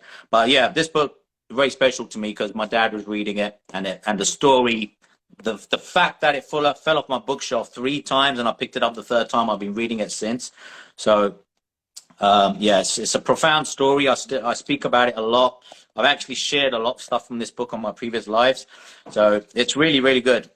I highly recommend it. It's an old book. It's written in 1977. So this version, anyway, 1977. So, but that's some of the best stuff is. Yeah, I was just gonna say, yeah. But apart from Neven's stuff, because Neven's book is like the old stuff, like the stuff that I used to read, like the occult books and the esoteric. Those books that I'm into, like the occult wisdom, all that kind of stuff. That's like Neven's has almost brought that back to life again. Like we didn't have any authors really putting that kind of stuff out there. Like, we've got, things like the Hermetica, the Kabbalion, some of those, but what Neven's done, he's just brought loads of things together in his books with the Serpent Rising. And, Serpent Rising, the Kundalini Compendium. Yeah, Serpent Rising. Yeah, so I'd bring that, hold on. That there's a person that is just like adamant. And I don't understand your mentality there, Liz Forsyth. I'll say your name because that's what you want. You want the attention. I don't get the mentality. Like, why would you sit? Why would you be on a thing with us for an hour just to try to like shit on us? You're one person. Other people agree with things we're talking about because we're channeling the light. We're giving you amazing knowledge. And if you don't like it, you turn it off. But to go out of your way, to do what you're doing, Liz Forsyth, whatever. Yes, you love. Why? Like, get those demons out of your head. Like, focus on your own center, on love. Love is how you grow, girlfriend. That's how you grow. You don't grow by demonizing people and like bringing this kind of energy. Like, you're just making your own life worse. worse. You're going to create more neuroses. You're going to hurt yourself. And like I do, I care for you. And you're not trying to help. You're trying to blow up your ego. You know, anyways, Yeah. yeah, it's you know, one thing I learned, man, is like I don't want to give these people an inch anymore. I'm done. I'm done giving them an Yeah. inch because there needs to be a change. There really needs to be a change, and people need to stand up for what's right. And that's what I'm doing. That's what you're doing. And that means we can't give these people an inch anymore. Not an inch. You know, that there's a war being fought right now in the spiritual realm between angels and demons. And me and Kambo are forces of good. I We're didn't even angelic see how many forces. comments were coming in, man, because I didn't even look down. I'll just see. Yeah, Well, it's been you pretty know, crazy, man. I was looking a little bit here, you know, and it's just like just this negativity from this person on and on. Well, you apologize. Thank you for the apology. Apology Thank accepted. you. If there's going to be a learning moment for you, Liz, where you're just stepping out of that, step into love. Step into love. We love you. We care for you. We're not making money from this, me and Campbell. We care for you. We're all family. Yes. Here we go. I think she might be on the same page, and that's great. See, if I wouldn't have called her out, maybe she wouldn't be on the same page. This is the beauty when we call I each other actually out on know our her. bullshit. She comments on a few of my, yeah, so I know her, man. She's, yeah, so I was a bit We gotta surprised call each actually, other because out it's, on our bullshit. We really yeah, are one giant cosmic family, folks. Okay, we gotta call each other out on our bullshit. When we're doing bad, we gotta call each other out. We can't protect each other's feelings. Feelings are not real. Okay, we live in an age where the politicians, the media are telling you protecting people's feelings, and the feelings are trumping facts. And you have people like Jordan Peterson fighting a battle. I feel so sorry for that man because tough he's love such is a the great way, man. man. Sometimes, like sometimes, I mean, it's so important actually. Like this. I'm a therapist, and like my work. There's times where you just got to put your foot down and just fucking tell people straight. Like you just have to tell them straight because it's the Well, only that's way that some people Leonidas get it. You energy. can't beat around the bush and say like play games. There is no time to play fucking games, There's man. no time. Like This is there's a no critical time. time right now. Oh There are forces that are fighting us, folks. There's forces that are fighting us. They're trying to bring us under their thumb right now. And you all see yeah, it, and we don't need to get conspiratorial. But if you don't stand up right now, you won't get a chance by 2030. You will not get a chance. All right? Because very slowly they're moving the goalpost. Very slowly they're tightening the noose. If you don't stand up now and call the bullshit where you see it, you won't get a chance. Think about not just yourself, but your children, the generations to come. Okay, there's a fight between darkness and light. It's being fought for thousands of years. Right now, it's at its precipice.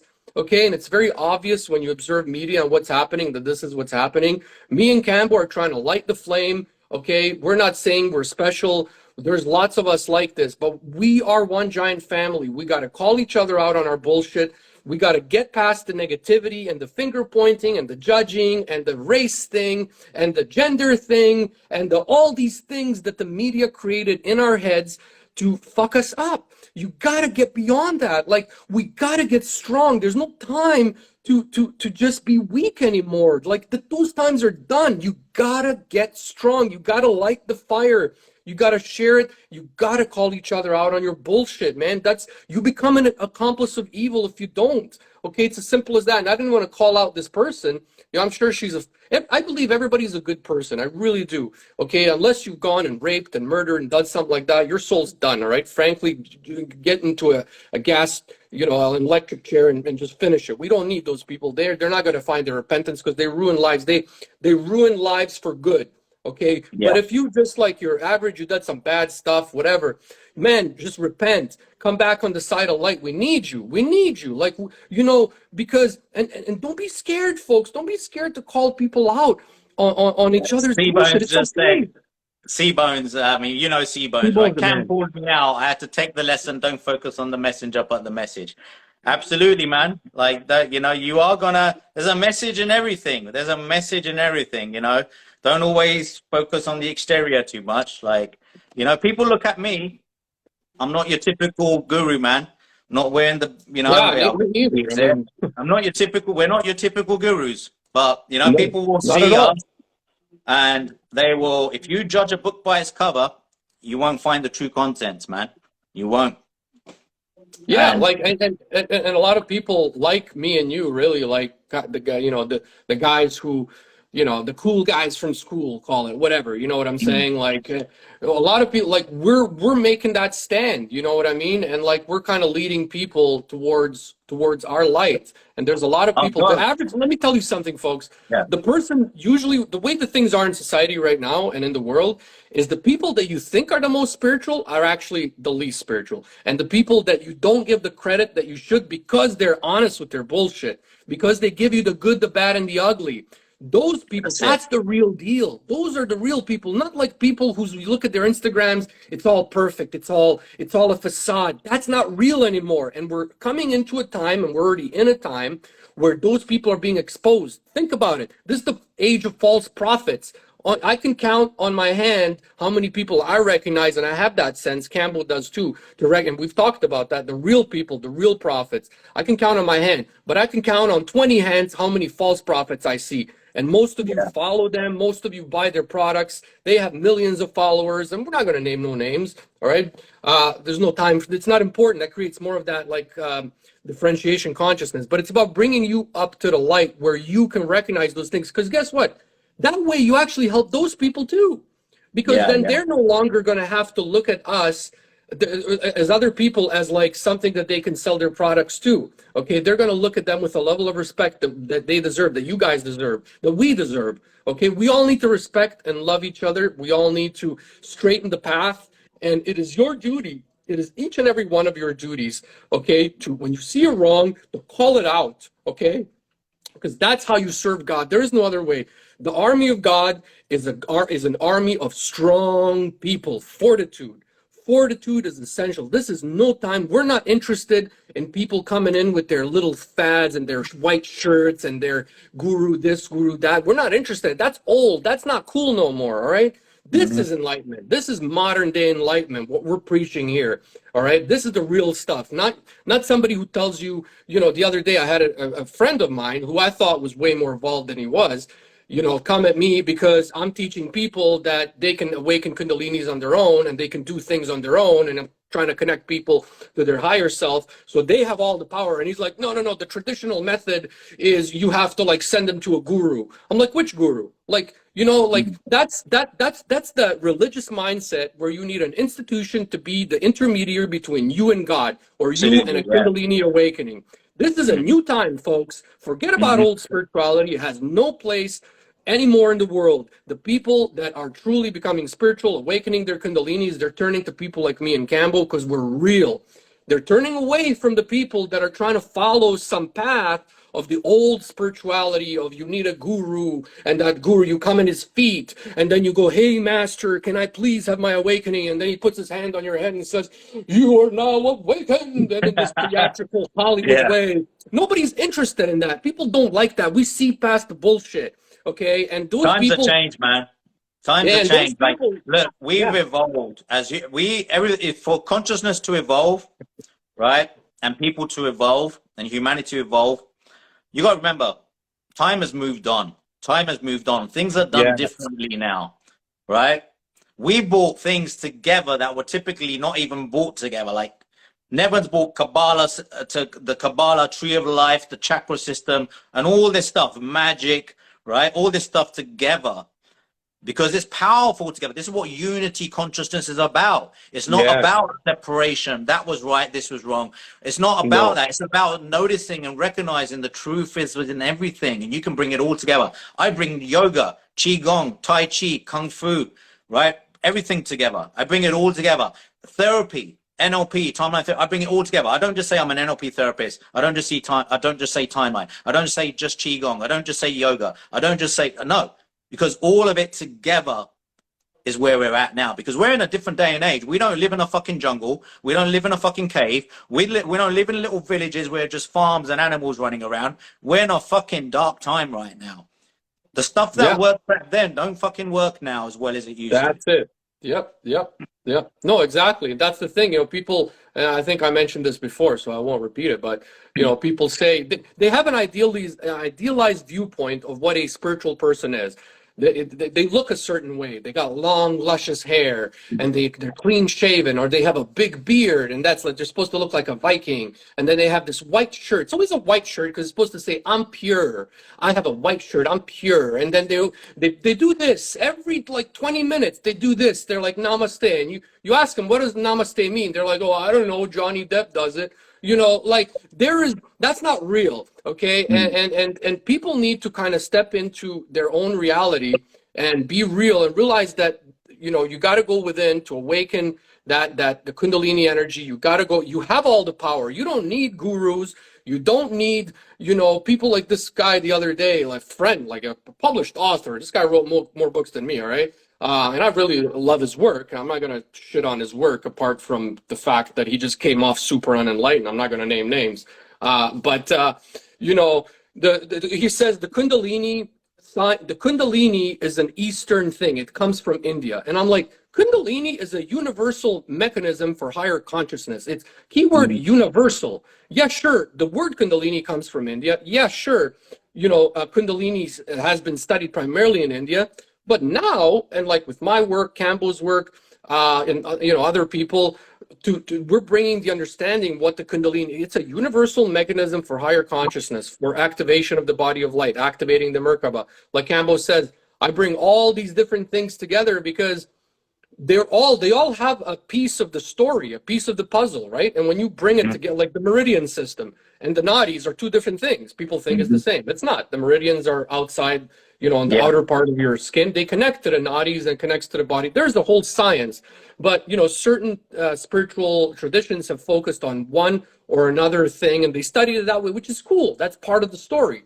But what it's created over time through religion is like the whole mindset of, well, this is the truth, and if this is the truth, that means immediately that your thing isn't. And that's that half-truths, and actually we're going back to polarity right now. That's right, yeah, the half-truth being that, yeah, my thing is real. Yeah, we're going full circle. My thing is real, and that by definition means your thing isn't. But your thing is real, but it's real to you. And it's a part of that reality, right? But then you add the other thing, all of a sudden you got another component. It's like you're building a transformer. And next thing you know, when you add all the different components, now you have Optimus Prime. But without it, you only have the head or the body or the shield or the whatever. That's how you truly polarize, right? This is how we do it, because if everything, like we always say, don't take things literally, like everything is metaphorical. There's truths everywhere, really. It's all laced throughout the illusion. Okay, so you can pick up things, you know, omnism, they say now, right? The truth is found in all religions, right? Not just one. Okay, so there's lots of different practices. You'll find, this is why I've actually tried a lot of things. Tried meditation, yoga, qigong, tai chi. I've tried a bit of everything to figure out, okay, which one is the right one? And what I fucking realize is they're all right. They all got something right in them. There is no right or wrong one. They all got a little bit right. So to get it more right, you just bring them together. That's it. Yeah. And for people to do that, they have to really, you know, like religion is a form of control. It's a man-made institution that becomes an intermediary between yourself and God. No religion is good. There you go. Take that. No, N-O, religion is good. They're all bad. Why? Because they create division. You strip away the church, the synagogue, the mosque, the institution where you need to go to create a connection to God. You strip that away, and all of a sudden you're left with, hey, it's me. It's within me. This is the truth. So Jesus never, you know, and this is why Hermeticism was never brought into a religious facet and always remained a philosophy and a creed. And Jesus even wanted his teachings to remain pure. The Buddha wanted, but this is humans, right? Humans generally want power, okay? And especially when they're positions of power, okay? And so they take these teachings, which they see people follow. It's kind of like the Book of Eli, like, you know, like, not Eli, the other main character. He wanted the book because he knew the book can give him control over people. But Eli didn't want that. He wanted the philosophy to remain pure. And so, you know, this is important to look at any type of thinking it's a fundamentalist type of thinking. Okay, it's very, again, we're back to polarity. It's very polarity based. It's very my way is the way. If my way is the way, it means, or my way is the highway, right? The saying. then that means your way is no good. So you got good and then bad. So then immediately the mind's like, well, if your thing is bad, it means I need to now attack you. It means that I need to now prove to everyone else that you're bad and I'm good. And that's that dualistic thinking, that dualistic viewpoint. And we need to actually come to a place of the half-truths, at least regarding religion, where everything, like Kambo was saying, has part of the puzzle. This is the piece here, this is the piece here, and to bring it together. You know, that's bullshit right there. B-Sart says the connection is only made through the use of psychedelics. No, it's not. No, Watch my life from yesterday. No, it's not.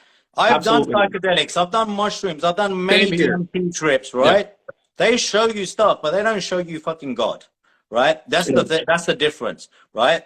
Because you will see the elves and whatever, right? The fractal nature of the universe. You will see different beings and stuff like that. When you've had a Kundalini awakening and been through true enlightenment, you will realize none of that is linked, really. None of it.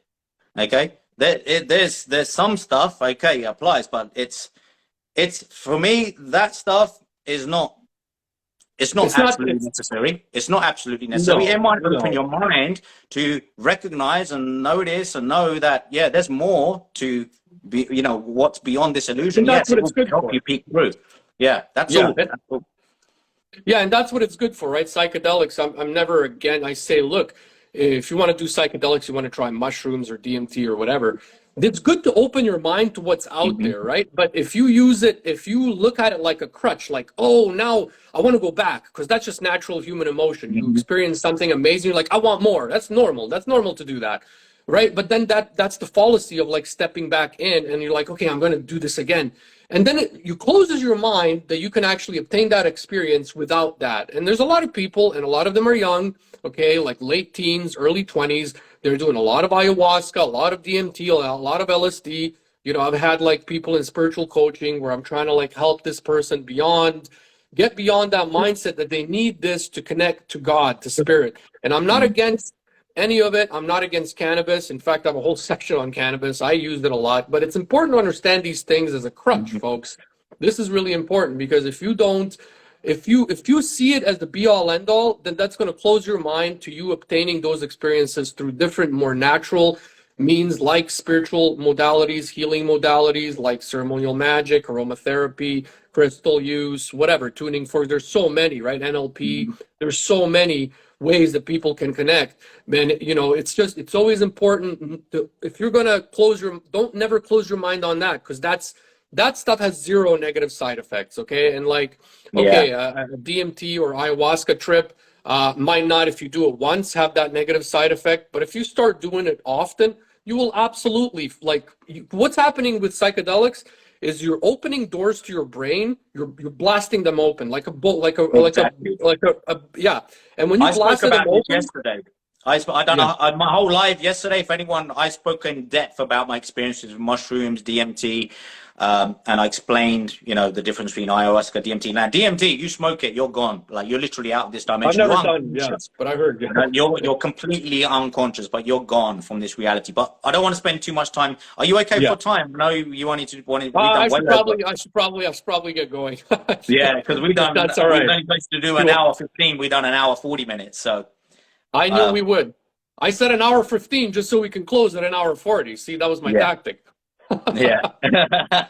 Good stuff. And we always we start with the go on. Yes, no, I'm just gonna add to this because watch my live from yesterday if you want to hear a little bit more about. So I'm not saying it's not useful. I think there's a time and place. If anyone's called to do stuff like that, I've done it. Okay, so it might have been a part of my journey for a reason. I don't know. Okay, it might have been. Okay, so I don't pretend that I haven't done it, and I don't know the impact it's had on me. You know, it's opened me up to things, right? But Neven said, like, you know, this stuff, like I wasn't doing like DMT all the time, mushrooms all the time. No. I've had experiences with them. I've done them. Okay, I've smoked DMT a number of times. I smoked changa, which you can actually, it's a DMT, it's a smokable form. Okay, you can actually put it in a joint. Okay, I haven't touched anything for years. Okay, many years now, but I don't need to, because you can get natural DMT anyway. Natural DMT in small doses, and you're at least you're totally conscious, at least that way. You're totally conscious, you know, you're fully present. With a lot of these other substances, you're not really there. Like, you're going into the depths of the unconscious, you know? Yeah. And it's your own, by the way, it's another thing too, right? There are, okay, so people on ayahuasca trips or whatever, some of them report seeing same deities, same symbols, same things. It's important for people to understand when you do ayahuasca or any kind of psychedelic, you're zeroing in on your own mind, right? You're, to that Exactly. Yeah. where imagination Exactly. comes from. And so what you're really seeing is what your mind is giving you. So if you're a Christian, you might see Michael and Jesus. If you're into voodoo, you might see Shango or, you know, a different Loa or whatever. You know, if you're from Islam, you might see Muhammad or something related to that religion. Everybody's mind is coded differently. And you go into that plane where you can experience your mind like it's real. And that's that trip that you go on, right? And the problem is that you can become too fixated to think that what you're seeing is the objective reality. Just because, okay, well, other people might report, oh, I saw these beings and things. Yeah, because you guys all agree on some like matrix definition of what reality is. And that's why you see it. You know, it's important. And that's why psychedelics has this illusory element. For a lot of people that do it a lot, they become so fixated that the reality that they're experiencing is real. It's not. It's a projection of your own mind. Even though other people may agree on it, there will be a lot of people that don't. And that's the reason why. Okay. And it's important to step out, and that creates problems on the mental plane level. And remember, as I mentioned a few times during this talk, you're trying to step outside the mental plane, which is where duality happens, and into the plane of unity, the spiritual and the divine planes, which is the planes that really resonate with that archetypal energy that really, really is real. And so it's any kind of psychedelics create illusion. Okay, cannabis, you smoke weed, you go on a trip. If you got something positive on your mind, it's going to be a good trip. If you just got your heart broken, you smoke a joint, are you fucking kidding me? It's going to be the worst trip ever. You're going to be like, why the hell did I just smoke this joint? I just got my heart broke. My girlfriend just cheated on me. So you are stepping into the realm of your own reality, your own imagination. Right. And someone just mentioned ETs there. And look, and because when you are using hallucinogenics like that, even DMT, okay, yes, there are beings, okay, and there's the elves, right, the machine elves and things like that. Okay, it's crazy, right? But, you know, it's only a 15, 20-minute experience, okay? It feels like maybe a couple of hours when you're there. But you are in your own mind. It's completely different to a Kundalini awakening and what you experience there, because that's actually higher intelligence and you're connected to the mind of God. That's different. So the mind of God is different to your own mind. Okay. Now the gateway is there though. The gateway is still there. The gateway, like we create these little tunnels through the unconscious mind, in a sense, to get through it, because there is a gateway through the unconscious mind. There is, you know, it does lead to the higher intelligence and the mind of God. Yeah. But you to really navigate through it, you need to be there. Like, you need to be more present, conscious.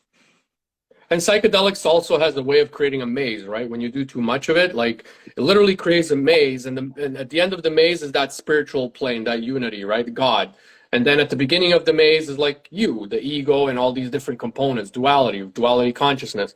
And then through these visions and through psychedelics, you can create too big of a maze. If you do too much of it, you create too big of a maze. And then when you're in that natural state, you're going to feel very much disconnected from God. Okay, if you've blown open certain doors, you're going to like be in the mental plane, the emotional plane, and feeling like, you know, really coming from a place of ego. But then somewhere here is that projecting you through the door and seeing this light. It's going to create horrible disassociation in the mind. Like, there's a lot of people who do too much psychedelics and they end up having to get serious treatment after. Okay, because it's nothing. No extreme is good. Too much of it. Okay, no extreme. Whether it's, you know, like it's good to open your mind to what's out there, but to do it as a crutch, you're closing your mind to that real spiritual reality. Okay, so it's something to keep in mind, folks. I'm not saying like do it, don't do it. It's just be understanding of what's happening as you're doing it, you know. And I'll add one more component to the psychedelics thing, because I spoke to somebody recently. A lot of people want to talk to me about it, actually. You know, there is the component of you reliving your repressed memory, and then when you relived it, like in an ayahuasca trip, you come back after an ayahuasca trip, you're refreshed, you feel more spiritual, you feel more attuned. And that's because you're actually reliving a negative memory that's attached to your wheel of karma that's got this negative charge. Like Scientologists do that, like through their method of becoming a clear. This is a similar thing. It's actually stolen from a Golden Dawn technique. It's called the ritual to go back in time, where you're basically hypnotized. And that's what, like, repressive, there's all these different therapies. When you go back into a memory, relive it. And so psychedelics allows you to do that because you experience it in real time, right? So you're removing this charge. Right. And so in that sense, there is that component of it, which for me, I always did it for fun. I realize some people do it for that and it works for them. So I don't want to knock psychedelics from that viewpoint. Okay. But it definitely, everything else that we talked about still applies, you know, so you got to just proceed with caution, folks. That's kind of what we're saying. Proceed with caution. I spoke about it in depth in my live yesterday. So go and watch that one. Actually, definitely be Sart. Because what you're talking about, the point to reach from physics to metaphysics with open eyes, I actually spoke about my experience doing that. Totally clean, no psychedelics, nothing, right? So you want to watch that, okay? Go back and watch it. You get a better understanding of what I'm talking about. All right, Neven, folks. Thank you very much, my friend. Thanks, man. I know we went over, so that was a good one. The live will be posted on our pages, as usual, so catch them there if you joined us later.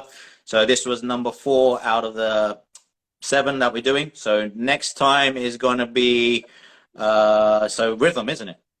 Rhythm. Yeah, yes, rhythm. Sir. Rhythm. Yes. Rhythm, then cause and effect. No, cause and effect is next. Oh wait, sorry. No, rhythm. No, rhythm is next. Rhythm is next. Yeah, yes, rhythm is 5. Yeah. So next week, Wednesday, we'll be covering rhythm. Obviously, they all link up, and then we're going to do cause and effect, and then we're going to do gender. Cool. Yeah. Much love. Good. Thank you very much for joining in. Sorry to take all the comments. Liz for Cynthia took up most of them. I love you, Liz. I don't think I'm God, Liz. I don't think I'm God, Liz. I see her comments. I don't think I'm God. I channel God's energy. I take no credit for any of this knowledge. Is it 100% true? Of course not. No knowledge is. You know, me, Kambo, anybody. So I love you, Liz. You know, and that's it. I don't think I'm God. We're all God. Liz, you're God. But you got to be focused on bringing the light and channeling the light. And then you'll connect more to God. Okay? That's my final message. I love you, Liz. Love you, Liz. Mental transmutation. We spoke about that earlier. So go back and watch it. Yeah, we did. All right, folks. Thank you, everyone. Thank you very much. Much love. Take care, my friend. Take care, everyone. All right, much love. See you next week. All right. Bye-bye. Next week, man. Thank you. All right. Bye.